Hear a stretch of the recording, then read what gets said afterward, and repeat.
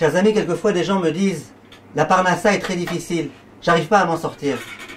Et ces gens-là, je leur donne les ségoulottes qui sont écrites dans Chachamim. L'une des ségoulottes, c'est de réciter le Birkat Hamazon avec Kavana. On est sûr et certain que celui qui récite le Birkat Hamazon avec Kavana, il aura de la réussite dans sa parnassa. C'est une ségoula avérée.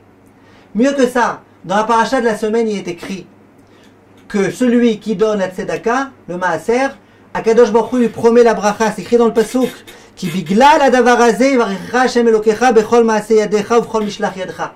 La tonne titen, tu donneras la tzedaka et Akadosh Baruch Hu lui te donnera de la bracha. Donc c'est noir sur blanc, c'est une promesse divine. Ces gens-là, je les vois quelques mois après, ils me disent ça s'est pas arrangé la parnassa.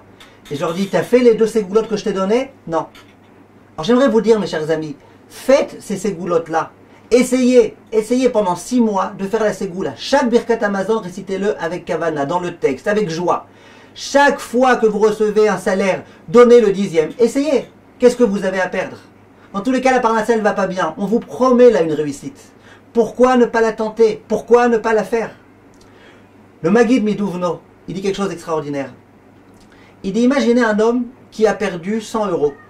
Il se promène, il retourne à l'endroit où il a perdu cet argent-là, et il commence à fouiller. Et il trouve, au lieu de trouver ses 100 euros, il trouve juste à côté de l'endroit où il a perdu 200 euros. Est-ce qu'il va être heureux ou pas? Il va être heureux. De part, il peut se dire, ouais, mais si j'avais pas perdu mon euro, peut-être j'aurais eu 300. Les 200 que j'ai trouvés ici et 100 autres. Bon, il est bizarre celui-là, parce que s'il n'avait pas perdu les 100, il n'aurait pas cherché les 200.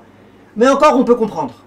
Dit le Maguid Midouv, nous disons que quelqu'un se promène avec un sac plein de blé. En chemin, le sac, il se trouve, le blé tombe, il repasse là-bas un mois après, et il voit du blé qui a poussé, qui a grandi.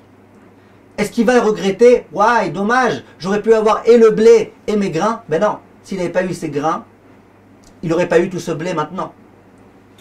Et bien c'est exactement la même chose. Celui qui donne la tzedaka, il a l'impression qu'il est en train de perdre quelque chose, qu'il fait un sacrifice. Mais on vient lui dire, mais c'est pas vrai. C'est grâce à cette tzedaka que tu vas réussir dans tes affaires et que tu vas gagner. Et c'est le pasuk qui le dit. Biglal adavar hazeh. C'est pas simplement malgré que j'ai donné de la tzedaka, j'ai réussi à m'en sortir financièrement. Non, c'est grâce à la tzedaka que tu donnes que tu peux t'en sortir financièrement. Et ça, c'est une idée qu'il faut que nous retenions et que nous expliquions bien Bezrat Hashem. Le prochain cours, on expliquera que même les gens qui ne sont pas des très grands tzadikim et qui pourraient dire, bon, je ne suis pas un grand tzadik, alors à quoi ça va servir que je donne la tzedaka? Est-ce que c'est ça qui va permettre d'avoir cette ségoula-là? Réponse oui. Demain, Bezrat Hashem, on parle de ça. Koltou, mes chers amis, essayez, tentez. La Torah, elle vous dit. La Torah, elle vous dit qu'il y a une promesse. Il faut absolument la faire. Koltou, mes chers amis, et à bientôt.